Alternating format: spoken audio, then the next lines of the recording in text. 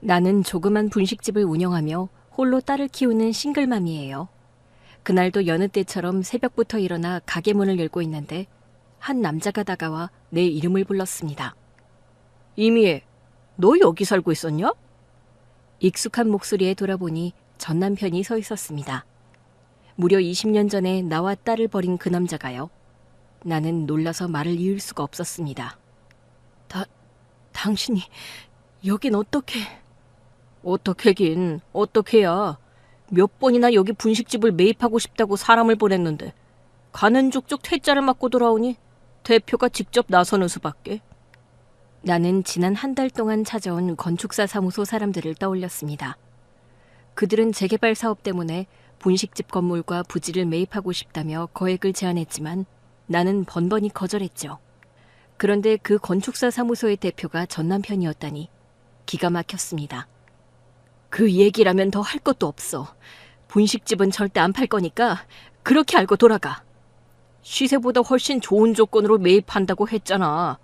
그런데 대체 왜 안 판다는 건데? 내가 당신처럼 돈에 환장한 인간인 줄 알아? 전 남편과 마주하니 20년 전 끔찍했던 기억이 떠올랐습니다. 우리 아빠는 100억대 회사를 일군 자수성가 사업가였습니다. 아빠는 가난했지만 성실했던 사위에게 회사를 물려주고 얼마 지나지 않아 세상을 떠났습니다. 딸과 손녀를 잘 부탁한다면서요. 특히 선천적으로 입술이 갈라져서 태어난 손녀를 많이 걱정하셨죠. 당시만 해도 성형수술이 지금처럼 발달하지 못해서 선천적으로 특이한 외모를 가진 사람들은 소외되기 일쑤였거든요. 그래서 일찍부터 손녀를 해외로 보내서 엘리트 교육을 시켜주기를 원했습니다. 남들과 다르게 태어났으니 공부를 잘해서 좋은 곳에 취직을 해야 무시당하지 않고 살 수 있다면서요. 하지만 아빠가 하늘나라로 가신 후 전 남편과 시어머니는 본색을 드러내며 우리 모녀를 쫓아냈습니다. 언청이 네 딸년 데리고 당장 내 눈앞에서 사라져! 시어머니는 나와 딸을 빈털터리로 내쳤습니다. 그리고 전 남편은 나 몰래 만나던 내연녀와 결혼을 해서 아들을 낳았습니다. 20년 전 일을 다시 떠올리니 온몸이 부들부들 떨렸습니다. 그렇게 나와 아빠에게서 모든 걸 앗아간 인간이 이젠 하나 남은 분식집마저 빼앗아가려고? 어림없는 소리! 나는 주방으로 달려가 굵은 소금을 가지고 나와 전 남편에게 뿌려댔습니다. 왜 이래? 이미애 너 미쳤어? 그래, 나 미쳤다. 내가 지금 미치고 환장하겠으니까 내 눈앞에서 꺼져! 내가 지금은 그냥 가지만 여기 이 분식집 절대 포기 못해. 그러니까 이미애 너는 여기서 나갈 준비나 하고 있어. 내가 왜 나가? 안 나가. 절대 안 나가. 얼마나 버티나 두고 보자. 여기 명함 두고 가니까 마음 바뀌면 바로 연락해. 이번 주말까지만 기다려줄게. 이번 주 넘기면 나도 극단의 처방을 해야 하니까 험한 꼴 당하기 싫으면 기한 꼭 지켜. 전 남편은 내게 으름장을 놓고는 차를 타고 사라졌습니다. 고급 세단에 기사와 비서까지 따로 있더군요. 우리 아빠가 일궈놓은 사업체를 홀랑 먹어버리더니 과연 배 터지게 잘 먹고 잘 살고 있었습니다. 나는 분식집 셔터를 닫고 불도 켜지 않은 채 멍하니 앉아 있었어요. 새벽부터 진을 빼고 나서 그런지 도저히 장사할 힘이 나지 않더군요. 출근 준비를 마친 딸이 가게 안으로 들어왔습니다. 엄마, 가게 문 연다고 나간 사람이 여기서 뭐 하고 있어?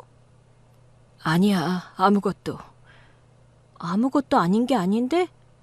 무슨 일이야? 혹시 어디 아파? 안 아파. 안 아픈데 왜 이러고 있어? 안 되겠다. 오늘 하루 월차 낼 테니까 나랑 같이 병원에 가자. 이러다가는 정말로 딸이 회사에 출근을 안 할 것 같아서 새벽에 있었던 일을 말해주었습니다.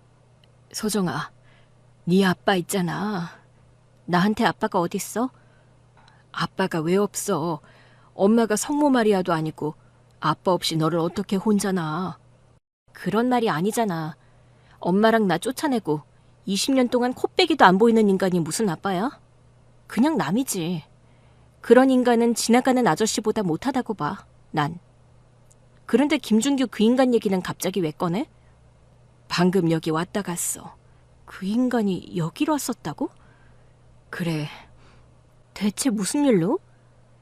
재개발 공사 때문에 그러니 이 가게를 팔라고 하더라. 20년 만에 찾아와서는 고작 한다는 소리가.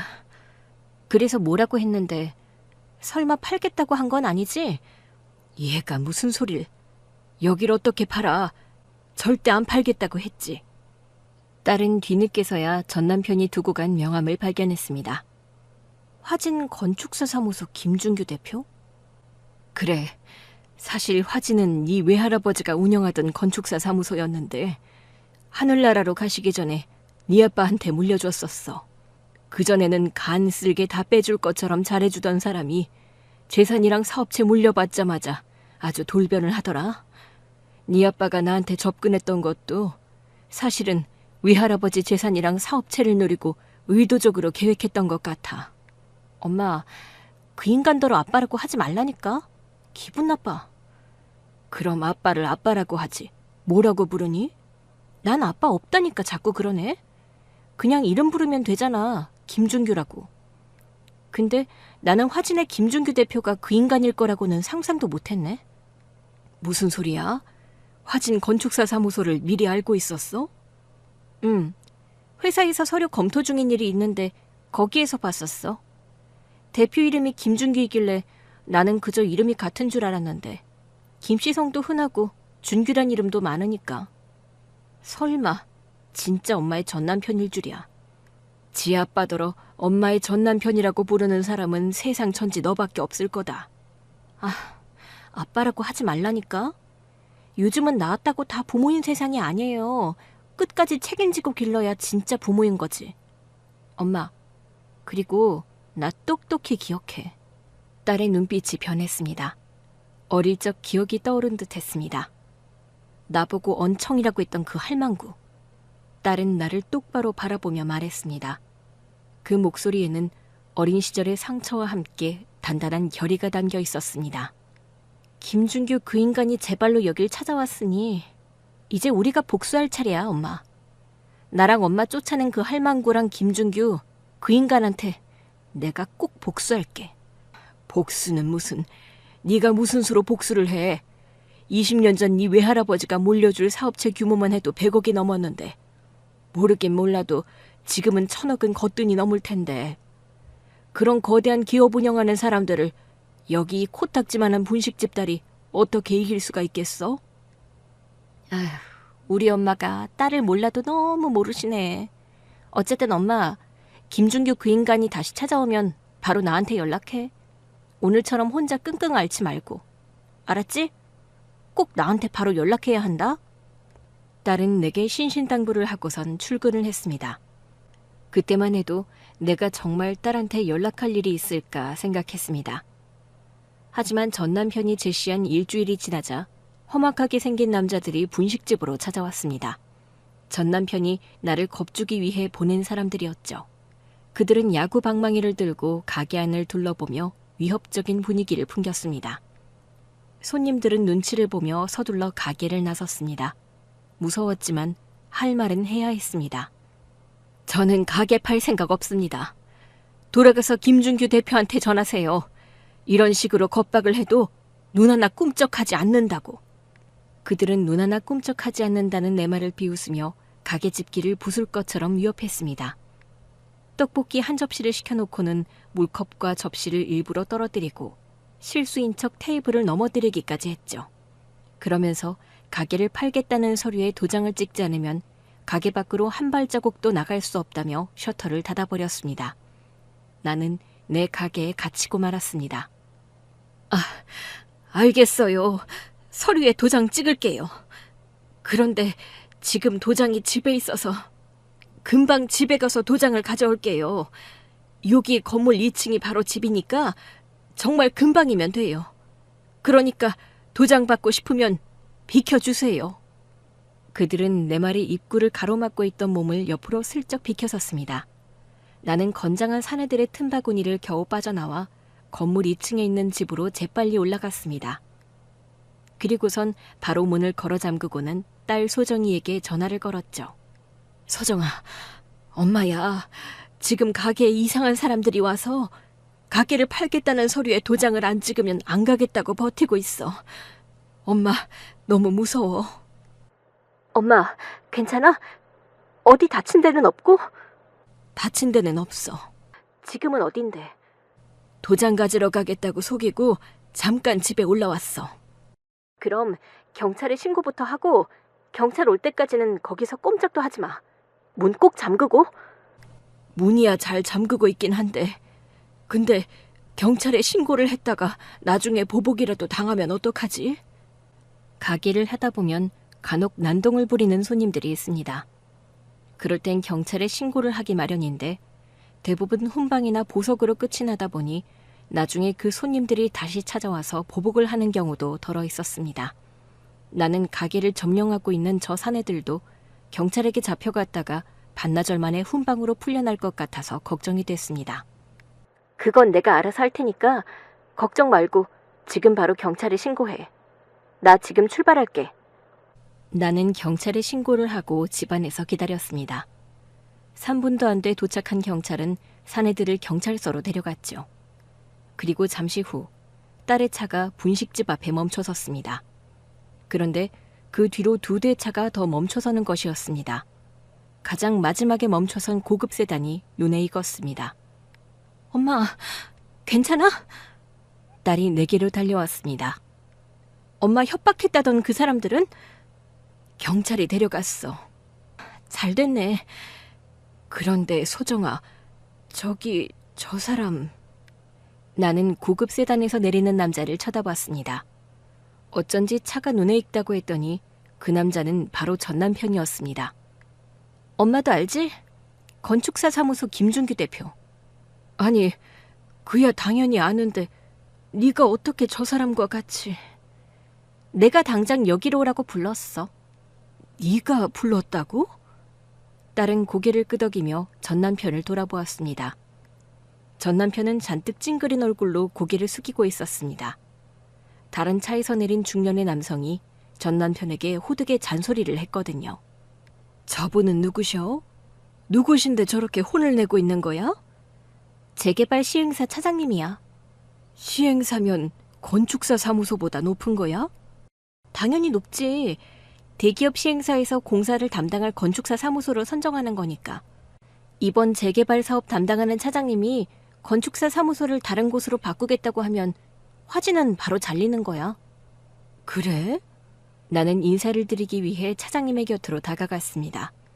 전 남편을 혼내느라 정신이 없는 그는 내가 다가오는 줄도 몰랐죠. 김 대표, 정신 나갔어? 여기 분식집 사장님을 만나서 잘 설득해보라고 했더니 용역을 보내서 협박을 해? 죄송합니다, 차장님.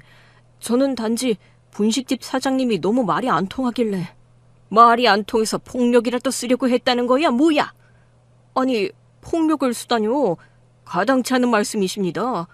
저는 그저 조금만 더 협조적인 태도로 나와줬으면 하는 마음에서 부탁을 한 건데. 듣다 못한 내가 두 사람의 말에 끼어들었습니다. 야구 방망이를 들고 부탁을 했다고요? 그제야 차장님은 내가 옆에 있다는 걸 알아채고 인사를 했습니다. 아이고, 사장님, 많이 놀라셨죠? 네, 정말 많이 놀랐습니다. 정말 죄송합니다. 다시는 이런 일이 없을 거라고 약속드리겠습니다. 차장님은 내게 허리 숙여 사과했습니다. 그리고는 전 남편에게도 사죄를 하라고 했죠. 전 남편은 마지못해 내 앞에 머리를 조아렸습니다. 죄송합니다. 용서해 주십시오. 과거 우리 아빠한테 머리를 조아리며 딸과의 결혼을 허락해달라던 그의 모습이 떠올랐습니다. 자기가 필요할 때는 친절하고 상냥하고 작은 실수에도 사과를 잘하던 사람이 필요한 걸 손에 넣고 나서는 180도 돌변했죠. 전 남편은 그런 사람이었습니다. 이번에도 그렇게 돌변할 게 불보듯 훤했습니다. 그 사과 못 받아들이겠습니다. 내 말에 전 남편은 안절부절 못하며 시행사 차장의 눈치만 살폈습니다. 지금껏 말이 없던 딸이 입을 열었습니다. 분식집 사장님께서 사과를 못 받아들이시겠다니 이제 어떻게 하시겠습니까? 이번 재개발 사업에서 여기 이 분식집 부지 매입은 매우 중요합니다. 이곳을 매입하지 못하면 사업 전체를 철회해야 할 수도 있는데 그러면 우리도 이 사업에 투자를 할 수가 없습니다. 투자를 할 수가 없다니 대체 누구신지. 전 남편이 의아한 표정으로 딸을 바라봤습니다. 10살에 쫓아내서 30살에 다시 만났으니 그럴 수도 있다지만 제 핏줄을 이어받은 딸을 눈앞에 두고도 못 알아보는 전 남편이 한심했습니다. 인사가 늦었네요. 저는 MGK 투자은행의 투자심사역 김소정이라고 합니다. 김소정? 이름을 듣고서야 전 남편은 딸의 얼굴을 물끄러미 바라보았습니다. 우리 가족사를 알리 없는 차장님이 전 남편에게 제대로 된 인사를 하라고 재촉했습니다. 어서 인사해. 여기 김소정 심사께서 긍정적인 검토를 해주셔야 이번 재개발 사업에 투자를 유치할 수가 있어. 저는 그러니까 정식으로 인사드리겠습니다. 화진 건축사 사무소 대표 김준규입니다.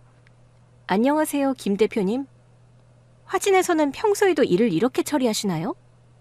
말로 안 되면 힘을 써서 협박하는 방식으로? 그렇게 윤리에 어긋나는 방식으로 일을 처리하시면 우리 MGK에서는 단돈 1원도 투자할 수 없습니다. 아닙니다. 아니에요. 아까 여기 왔던 그 덩치 큰 남자들은 저도 처음 보는 사람들입니다. 절대 저희 화진에서 보낸 사람들이 아니니까 오해를 푸십시오. 전 남편은 끝까지 거짓말이었습니다. 대충 거짓말이 먹히는 것 같으니 자신이 궁금하던 걸 물어보더군요. 그런데 차장님은 이 시간에 어떻게 여기로 오셨습니까? 우리 심사님한테 연락이 와서 용역들이 분식집을 장악하고 사장님을 위협하고 있다잖아요. 그래서 득달같이 달려왔죠. 그럼 심사님은 어떻게 그걸... 저희 어머니세요. 네? 여기 분식집 사장님이신 이미애 여사님이 바로 제 어머니시라고요. 어머니가 낯선 남자들에게 둘러싸여서 위협을 당하는데 딸이 발벗고 나서는 건 당연하지 않습니까? 안 그래요, 김준규 대표님? 딸의 단호한 목소리에서 전 남편은 놀란 모습이었습니다. 그 애는 더 이상 어릴 적 언청이라고 놀림받고 쫓겨났던 약한 아이가 아니었습니다. 차장님, 앞으로 한 번만 더 이런 식으로 일을 처리하시면 투자를 점령 재검토하겠으니 유의해 주세요. 네, 심사님. 앞으로는 절대 이런 일 없을 겁니다.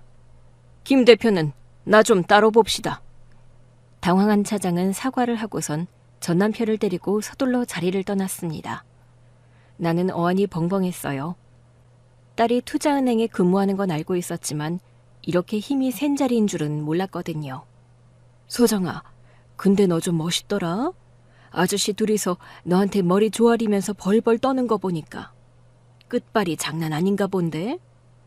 엄마, 뭐니 해도 돈이 최고라고. 재개발 사업도 다 돈이 있어야 하는 거야.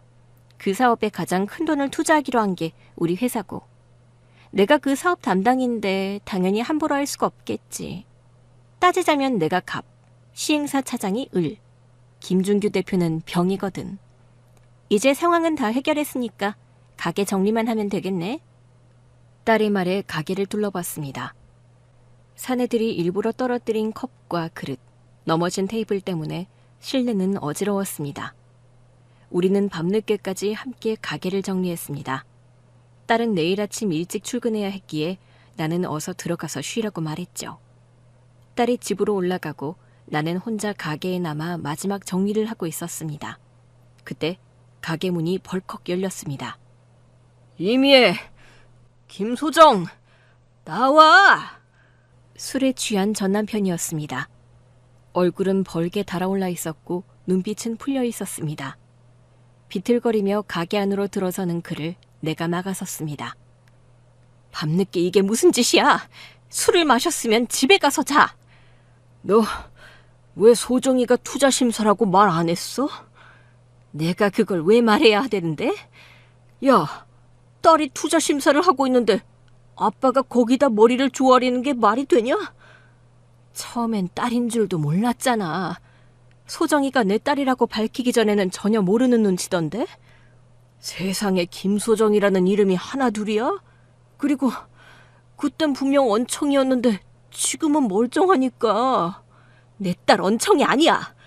이젠 수술해서 멀쩡하다고. 다시는 내 딸한테 언청이라고 하지 마. 그것 때문에 애가 얼마나 상처를 많이 받았는 줄 알기나 해? 나는 전 남편에게 소리쳤습니다. 딸은 어릴 적 입술이 갈라져 태어났지만 여러 차례의 수술을 통해 지금은 아무렇지 않았습니다. 그런데 전 남편은 여전히 딸을 언청이라며 과거의 상처를 들추고 있었습니다. 시끄러워. 김소정 나오라고 해. 나 그 애랑 할 얘기가 있어. 전 남편을 딸을 찾으며 소리를 질렀습니다. 나는 행여 딸이 들을까 노심초사하며 그의 입을 막았습니다. 제발 조용히 좀 해. 무슨 할 얘기요? 딸의 목소리였습니다. 놀라서 돌아보니 딸은 어느새 가게에 내려와 전 남편을 차갑게 바라보고 있었습니다. 김준규 대표님, 나한테 무슨 할 얘기가 있길래 밤늦게 행패를 부리세요? 소정아, 내 딸. 전 남편이 딸에게 다가가 비틀거리며 손을 내밀었습니다. 소정아, 과거의 일은 다 오해였어. 아빠는 너를 버린 게 아니야. 아빠는 너를 너무 사랑하고 정말 함께 살면서 잘 키우고 싶었어. 그런데 네 엄마가 나한테 한마디도 없이 너를 몰래 데리고 나가는 바람에 우리 부녀가 생이별을 하게 된 거야. 전 남편은 20년 전 일을 들먹이며 딸을 회유하려 했습니다. 자신이 딸을 버린 것이 아니라 내가 딸을 데리고 도망쳤기 때문에 딸을 키울 수 없었다는 거짓말을 했습니다. 나는 그의 뻔뻔함에 분노했습니다. 대체 무슨 거짓말을 하는 거야? 당신이랑 당신 엄마가 우리 모녀를 내쫓았잖아. 그래놓고 이제 와서 뭐가 어쩌고 어째? 시끄러워. 너는 빠져. 나는 소정이랑 이야기하는 거야. 소정아, 제발 아빠한테 기회를 줘. 이제라도 아빠 노릇 할 수 있는 기회를 주면 아빠가 너 원하는 거 다 해줄게. 내가 원하는 거 다 해준다고요? 그래, 원하는 게 뭐야. 말만 해. 이 아빠가 다 해줄게. 당장 여기서 나가세요. 그리고 다시는 찾아오지 마세요. 딸의 단호한 말에 전 남편의 얼굴이 일그러졌습니다. 꼭 지 엄마를 닮아서 고집만 세고 융통성 없기는. 소정아, 네가 엄마 말만 듣고 자라서 잘못 생각하는 거야. 뭘 잘못 생각해요? 난 아직도 똑똑히 기억해요. 당신과 당신 엄마가 우리에게 언청이 네 딸령과 내 눈앞에서 사라져라고 했던 그 치욕적이고 암담했던 날을. 소정아, 내 이름 함부로 부르지 마세요, 김준규 대표님. 내가 누군지 잊으신 겁니까?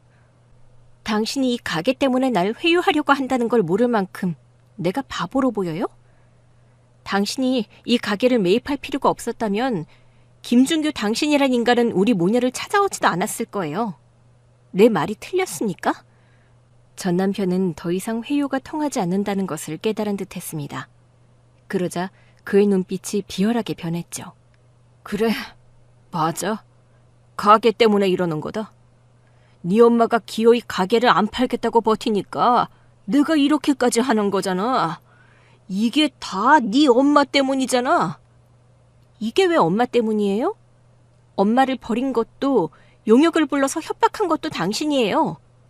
여보, 그냥 가게 좀 팔아. 누구더러 여보래? 소정아, 네 엄마 좀 설득해봐. 이 사업 진행하게 되면 소정이 너한테 더 좋은 일이잖아. 저한테는 좋을 것 하나도 없어요. 어차피 여기 아니라도 재개발 사업 투자해달라는 데는 많으니까. 다른 사업을 검토하면 되죠? 정말 이렇게 나올 거야? 좋아. 그럼 소정이 네가 투자 심사 승인만 해주면 내가 공사금의 일부를 떼줄게. 뭐라고요? 전 남편의 입에서 나온 말에 나는 물론이고 딸 역시 충격을 받았습니다. 지금 뭐라고 했어요? 나더러 횡령에 가담하라는 말이에요? 횡령이라니, 이 정도 가지고 무슨 횡령이야? 거창하게. 사업은 원래 다들 이렇게 하는 거야. 딸은 전 남편의 파렴치한 제안에 불같이 화를 냈습니다. 어떻게 나한테 그런 제안을... 당신은 그렇게 살았어도 나는 그렇게 안 살아요. 당장 여기서 나가세요. 서슬퍼런 딸의 시선에도 전 남편은 꼼짝하지 않았습니다. 그는 원래부터 이런 사람이었습니다.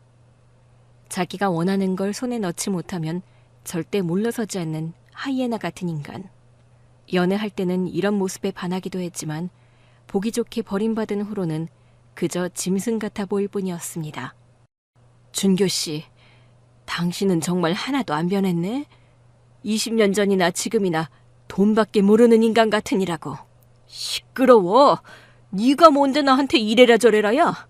시끄럽게 떠들지 말고 가게나 팔아. 이깟 분식집이 뭐라고 이렇게 버티는 거야? 그는 이 분식집이 나에게 어떤 의미인지 전혀 알지 못했습니다. 이 가게, 당신이 나한테서 모든 걸 빼앗아 갔을 때 돌아가신 아빠가 우리 소정이 대학 자금으로 쓰라고 모아둔 적금께서 겨우겨우 시작한 거야. 네 아버지 돈? 너 나 몰래 꿍쳐둔 적금이 있었어? 이야, 앞에서는 순진한 척 해놓고 뒷주머니 차는 거 봐. 야, 소정아, 네 엄마가 이런 사람이야. 지금 그걸 말이라고 해? 아빠 재산과 사업체는 모두 당신이 가로채가 놓고 아빠가 손녀 대학 자금으로 적금 몇 푼 모아둔 걸 두고 뒷주머니라니. 내가 그 적금에 손대야 했을 때 얼마나 가슴이 찢어졌는데. 어떻게든 다시 일어서서 우리 딸 수술비와 대학 등록금은 꼭 내 손으로 마련하겠다고 또 다짐했어. 그렇게 여기에서 월세로 분식집 시작해서 이 건물 사기까지 얼마나 긴 시간 피땀을 흘렸는데. 그런데 내가 이걸 어떻게 팔아? 내 삶이 고스란히 여기에 남아있는데 어떻게 이걸 팔 수가 있냐고. 지난 내 삶은 절대 돈으로 환산할 수 있는 게 아니야. 나는 이 분식집이 단순한 건물이 아니라 돌아가신 아버지의 마지막 유산이자 딸의 미래를 위한 희망이었다는 것을 말했습니다. 하지만 전 남편에게는 씨알도 안 먹히는 얘기였죠. 다 쓰러져가는 2층 건물이 뭐가 그렇게 대단하다고 고집을 부려? 재개발되면 훨씬 좋은 곳에서 살 수 있어. 전 남편은 나의 진심을 전혀 이해하지 못했습니다. 더 이상 대화할 가치가 없네. 당신의 그 뻔뻔함과 무례함에 치가 떨려. 이제 그만하고 여기서 나가. 안 나가면 어쩔 건데? 왜? 경찰에 신고라도 하게? 전 남편은 경찰도 무서워하지 않았습니다. 가족끼리 모여서 얘기 좀 하자는데 그걸 잡아갈 경찰은 없다는 이유에서였습니다. 그러자 딸이 휴대폰을 꺼내들었습니다. 경찰에 신고하는 거 아니고요. 시행사 차장님한테 전화드릴게요. 김준규 대표가 술에 취해 와서는 행패를 부리고 있다고요. 딸이 전화를 걸려고 하자 전 남편이 막았습니다. 하지마. 전화하지마. 싫으면 당장 나가세요. 알았어. 나갈게. 나가면 되잖아. 지금 나갈 테니까 제발 차장님한테는 전화하지 마. 전 남편은 시행사 얘기가 나오자마자 도망치듯 자리를 떠났습니다. 다음날 나는 불안한 마음으로 가게 문을 열었습니다. 전 남편이 또 찾아오지는 않을까 걱정되었죠. 그런데 예상치 못한 사람이 나타났습니다. 바로 시어머니였습니다. 20년 만에 나를 찾아온 시어머니는 다짜고짜 얼음물을 찾았습니다. 내가 얼음물을 대령하니 시어머니는 단숨에 들이키고는 손녀의 욕을 해댔습니다. 소정이 고녀는 왜 그러니? 무슨 말씀이세요? 아니, 할미가 회사까지 찾아가서 점심 식사를 같이 하자는데 어떻게 코빼기도 안 보이고 문전박대를 해? 어머니께서 소정이 회사에 가셨다고요? 그래, 네 딸년 회사에 갔지. 그런데 고년이 나를 만나주지도 않아. 이게 어디서 못된 것만 배워가지고. 시어머니는 잔뜩 화가 난 얼굴로 가게 안을 둘러보며 혀를 찼습니다. 누추하게 짝이 없네. 너희들 모녀 주제에 딱 맞는 곳이다. 어머니, 대체 무슨 일로 오셨어요? 그런 말씀 하시려고 여기까지 찾아오신 건 아닐 테고. 넌 알면서도 모르는 척을 하는 거야? 아니면 진짜 모르는 거야? 내가 네 딸년 때문에 속이 뒤집어져서 왔다. 우리 소정이가 언제 어머니 속을 뒤집었는데요? 너랑 네 딸이 우리 중교 앞길을 막고 있잖아. 너는 여기 건물을 안 팔겠다고 버티고 네 딸은 재개발사업 투자심사인가 뭔가 하는 걸 안 해준다고 했다며? 시어머니는 나를 노려보며 소리를 질렀습니다. 너희 모녀가 내 아들을 망하게 하려는 거지? 니들이 감히 우리 금쪽 같은 아들한테 복수를 하려 들어? 어머니 아들이 금쪽 같은 건 아시면서 왜 제 딸이 금쪽 같은 건 모르세요? 그리고 복수라니요. 이건 복수가 아니라 그냥 업보예요. 어머니랑 준규 씨가 그때 우리한테 했던 짓을 생각하면 이 정도는 아무것도 아니에요. 감히 나한테 대들고 많이 컸다? 옛날에 준규가 너랑 결혼한다고 했을 때 그때 막았어야 했어. 네가 우리 집안 재산을 탐내고 내 아들을 꼬실 때부터 알아봤어. 어머니 집안에 재산이 있길 대체 무슨 재산이 있었다는 거예요? 준규 씨랑 어머니는 집도 절도 없는 말 그대로 알거지였잖아요. 그런 준규 씨가 나 좋다고 따라다닐 때도 우리 아빠는 그저 사람 됨됨이 하나 보고 무남동녀 외동딸의 결혼을 승낙하셨어요. 어머니 쪽방촌에서 혼자 사시는 거 보고 안타까워서 넓은 집에서 시어머니 모시고 살라면서 2층짜리 단독주택 마련해 주신 것도 우리 아빠였고요. 그런 아빠의 마음을 이용해서 회사 돈을 빼돌리고 급기야 내가 받았어야 할 유산을 몽땅 가로챘으면서 적반하장도 유분수지. 어떻게 저한테 어머니 집안 재산을 탐냈다는 그런 거짓말을 하실 수가 있어요? 나는 도통 네가 무슨 말을 하는지 모르겠구나. 우리 준규가 언제 니네 아빠 회사 돈을 빼돌리고 그리고 또 언제 네가 받았어야 할 유산을 가로챘니? 지금 우리 집 재산과 준규 사업체 그거 모두 우리 힘으로 직접 이뤄낸 거야. 어머니, 왜 자꾸 저를 기만하세요? 말이 나왔으니 말인데 내가 왜 네 어머니니? 그럼 뭐라고 불러요? 여사님이라고 불러. 내 아들이 회사 대표님이니 나는 여사님 소리 들어야지. 뭐라는 거야 저 할망구가. 딸 소정이었습니다. 딸은 어느새 도착해서 우리 얘기를 엿듣고 있었어요. 시어머니는 그 애를 못 알아봤습니다. 할망구? 누구야 너? 누구길래 날더러 할망구라고 하는 거야? 저요? 김소정이요. 뭐? 네가 소정이라고? 네. 20년 전에 당신이 내쫓은 언청이 손녀 김소정이 바로 저예요. 시어머니는 나와 딸의 눈치를 보다가 갑자기 눈물바람을 하며 딸의 손을 잡았습니다. 소정아, 우리 손녀, 이 할미가 얼마나 보고 싶었는 줄 알아? 이거 놓고 얘기하시죠? 딸이 시어머니의 손을 뿌리쳤습니다. 점심때 회사에 찾아왔다길래 설마 해서 일찍 들어왔더니 역시나 여기 와 계셨네요. 무슨 일로 오신 거죠? 우리 소정이 보고 싶어서 왔지. 쫓아낼 땐 언제고? 아니야, 소정아. 나는 너 쫓아낸 적 없어. 니네 엄마가 다른 남자랑 눈이 맞아 어린 딸 데리고 야반 도주를 한 거지. 어머니, 그게 무슨 소리예요? 어머, 얘 시침이 떼는 것 좀 봐. 어쩜 그때나 지금이나 이렇게 거짓말을 잘하니? 팔에 소름이 쫙 돋네. 아가, 너 그렇게 도망치고 나서 우리 준규가 얼마나 힘들어했는지 알아? 시어머니는 내가 다른 남자와 바람이 나서 딸을 데리고 도망쳤다는 터무니없는 거짓말까지 했습니다. 마치 전 남편과 짜고 20년 전에 우리 모녀가 집을 나간 게 모두 내 탓인 것처럼 몰아붙였죠. 시어머니는 예전부터 거짓말을 자주 했습니다. 퇴근한 아들에게 며느리가 밥을 안 준다는 둥, 자기를 때렸다는 둥 거짓말을 해서 집안이 발칵 뒤집힌 적이 한두 번이 아니었어요. 시어머니의 뻔뻔한 거짓말에 가슴속에서 열불이 났습니다. 어떻게 그런 거짓말을 하세요? 감히 어디서 소리를 질러? 그때나 지금이나 내 아들 앞길 막는 병신 같은 며느리.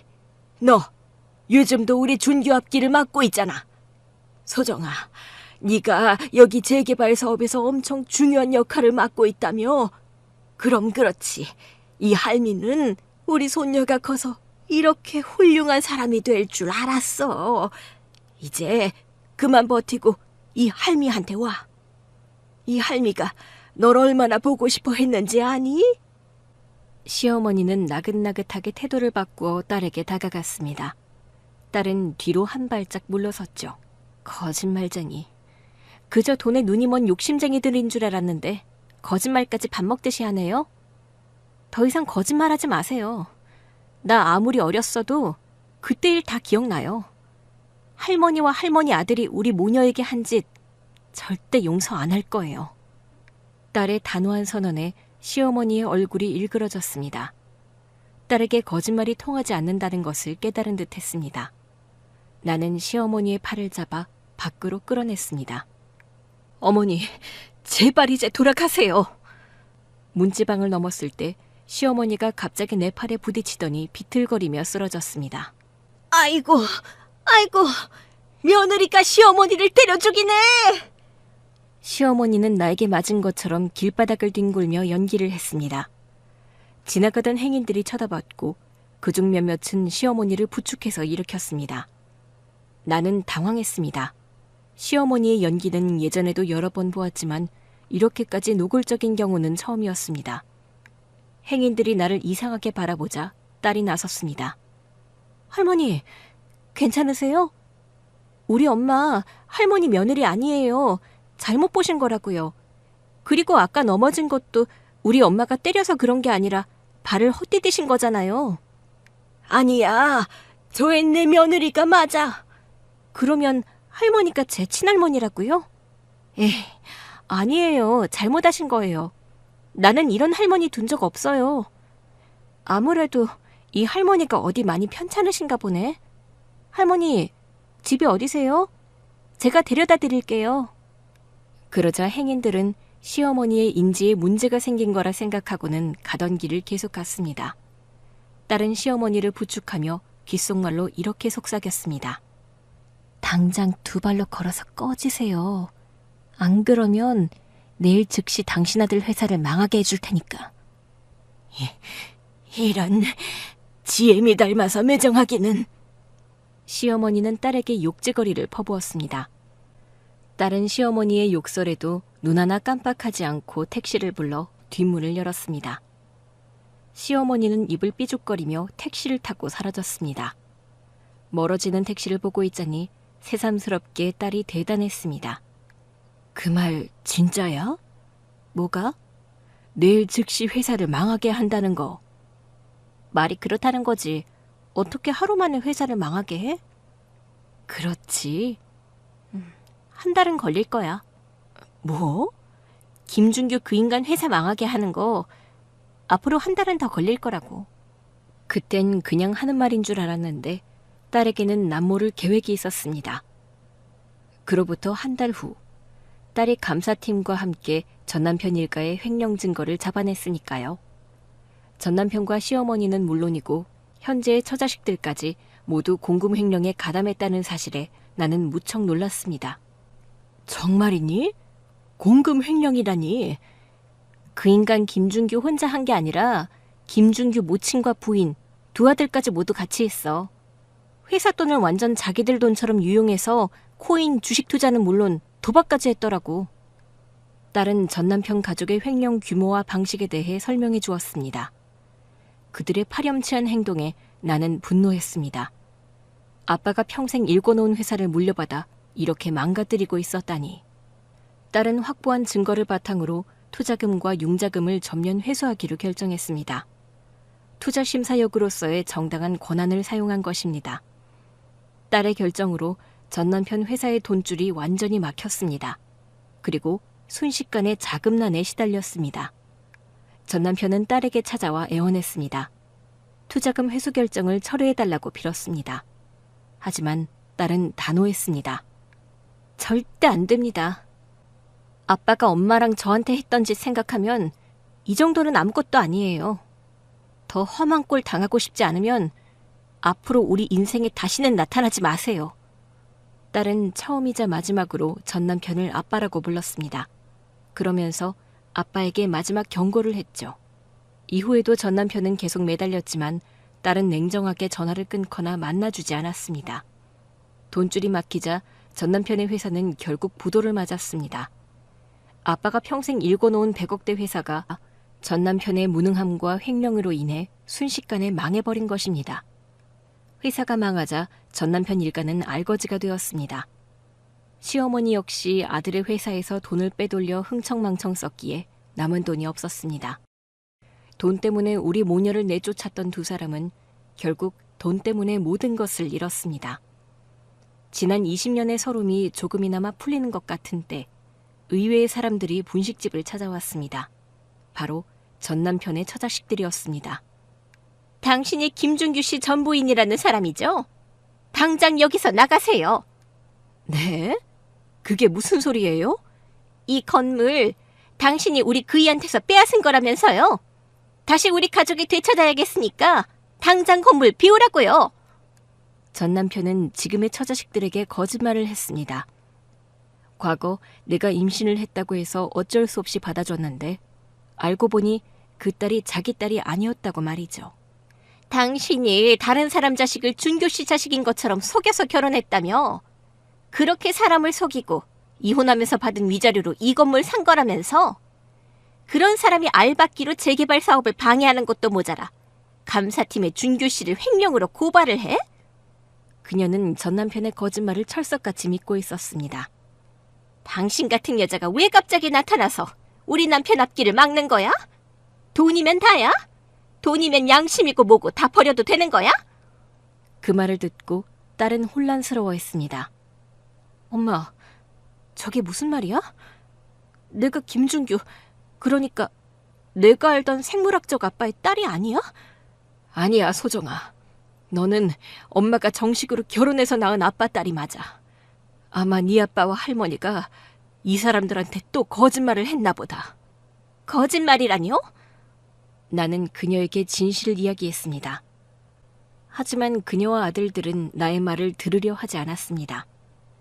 그들은 전 남편 모자의 거짓말에 완전히 속아 넘어가 난동까지 부렸습니다.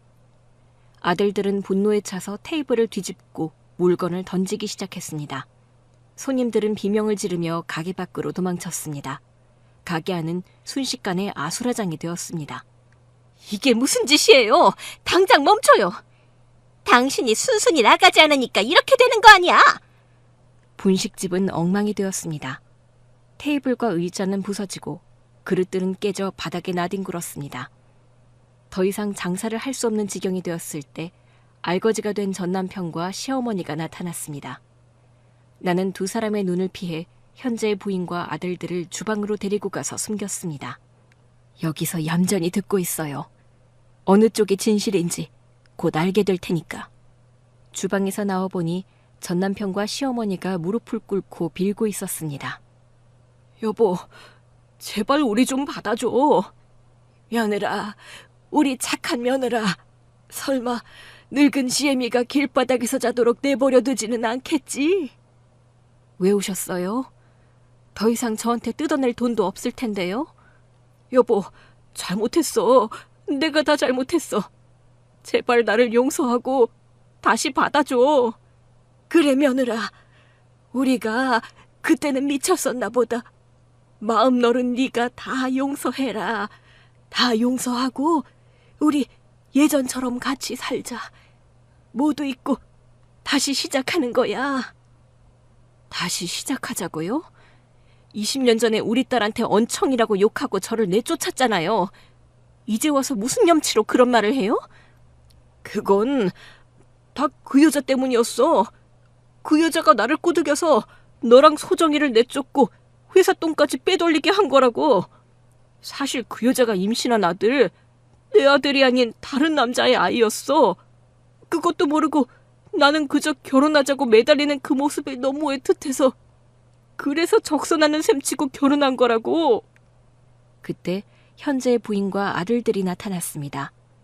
주방에 숨어서 얘기를 듣고 있던 그들은 전 남편과 시어머니가 나에게 매달리며 거짓말을 하는 모습을 보고 충격받은 듯했습니다. 여보, 지금 무슨 소리 하는 거예요? 전 남편은 끝까지 거짓말을 하며 자신의 잘못을 회피하려 했습니다.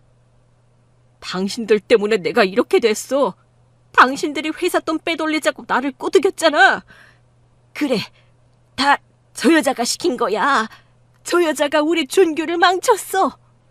시어머니까지 가세하며 모든 죄를 뒤집어 씌우자 그녀도 참지 않았습니다. 김준규, 나야말로 당신에게 속았어. 나는 20년 전 당신이 유부남인 줄도 모르고 연애하고 애까지 임신했어. 그녀의 말에 나는 깜짝 놀랐습니다. 전 남편이 나와 함께 살던 때에 현재 부인과 연애를 시작했다니. 앞으로는 우리 아빠에게 사업을 물려받기 위해 알랑방귀를 끼면서 뒤로는 20대이던 지금의 부인을 꼬드겨서 교제를 하고 있었습니다. 그리고 더 충격적인 사실은 그녀가 전 남편과 내가 이혼도 하기 전에 이미 첫째 아들을 임신했다는 것이었습니다. 그때 당신 나한테 뭐라고 했어? 전 부인이랑은 이미 끝난 사이라고. 그 사이에 태어난 딸은 다른 남자 씨라면서 곧 이혼할 거라고 했잖아. 충격과 배신감 속에서 그들도 전 남편의 추악한 본성을 비로소 알게 되었습니다. 이제 전 남편과 시어머니는 현재의 처자식들에게까지 버림받고 완전히 고립되었습니다. 그들은 망가진 분식집 앞에서 나에게 계속 매달렸지만 나는 더 이상 그들을 상대하지 않았습니다. 딸 소정이 역시 차갑게 그들을 외면했습니다. 이것 보세요. 이제 와서 이래봤자 아무런 소용없어요. 20년 전에 엄마랑 나를 내쫓았을 때 그때 이미 끝난 거예요. 딸의 단호한 말에 전 남편과 시어머니는 절망했습니다. 그들은 모든 것을 잃고 비참한 최후를 맞았고 잠시 중단되었던 재개발 사업은 다른 시공사가 선정되면서 다시 활력을 띠었습니다. 그리고 시행사 차장님과 시공사 대표님이 분식집을 찾아왔습니다. 새로운 시공사 대표님은 전 남편과는 다르게 격조 있고 차분한 사람이었죠. 이번에 저희 건축사 사무소가 이 재개발 사업을 맡게 되었습니다. 사장님 분식집 부지가 꼭 필요해서 이렇게 찾아뵙게 되었습니다. 그는 고개를 숙이며 정중하게 분식집 건물 매각을 요청했습니다. 사장님께서 원하시는 조건에 최대한 맞춰드리겠습니다. 그러니 부디 저희에게 건물을 팔아주시면 감사하겠습니다. 나는 정중한 요청을 듣고 딸과 상의했습니다. 이제 복수도 끝났으니 과거를 떠나보낼 때가 된 것 같아. 내 생각은 그런데 엄마가 계속 여기 있고 싶다면 나는 그것도 좋아. 과거를 떠나보낼 때가 됐다는 말이 내내 머릿속을 맴돌았습니다. 분식집은 나에게 소중한 의미가 있는 곳이었지만 여기에 계속 머무른다면 아빠와 전 남편 그리고 시어머니가 계속 생각날 것 같았거든요. 나는 심사숙고한 끝에 분식집 건물을 팔기로 결정했습니다. 재개발로 인해 땅값이 크게 오른 덕분에 나는 분식집 건물을 팔아 100억이 넘는 큰 돈을 벌게 되었습니다. 소정아, 우리가 이렇게 큰 돈을 벌게 되다니. 엄마, 이건 엄마가 평생 고생해서 일군 결과야. 엄마는 이 돈을 받을 자격이 충분해. 나는 그 돈으로 건물을 샀고 딸은 건물주로 새 인생을 시작하는 엄마를 축하해 주었습니다. 20년 전 남편에게 모든 것을 빼앗기고 쫓겨났던 내가 이제는 100억이 넘는 자산을 가진 건물주가 되었습니다. 나는 딸의 손을 꼭 잡았습니다. 딸이 아니었다면 나는 아마 전 남편의 거짓말에 속아 넘어가거나 용역들의 겁박에 무서워 분식집을 헐값에 넘겼을지도 모릅니다. 딸은 나의 든든한 버팀목이자 나의 복수를 완성시켜준 은인이었습니다. 소정아, 네가 아니었으면 엄마는 아마 평생을 억울하게 살았을 거야. 네가 엄마를 끝까지 믿어주고 위해줘서 너무 고마워. 딸은 나의 손을 잡고 환하게 웃었습니다. 딸은 더 이상 어릴 적 언청이라고 놀림받고 쫓겨났던 약한 아이가 아니었습니다. 나의 삶은 시어머니와 전 남편의 모욕과 배신으로 시작되었지만 딸의 복수와 예상치 못한 행운으로 인해 완전히 바뀌었습니다. 돈 때문에 가족을 버렸던 사람들은 모든 것을 잃었고 돈보다 소중한 가치를 지키려 했던 나는 모든 것을 얻었습니다.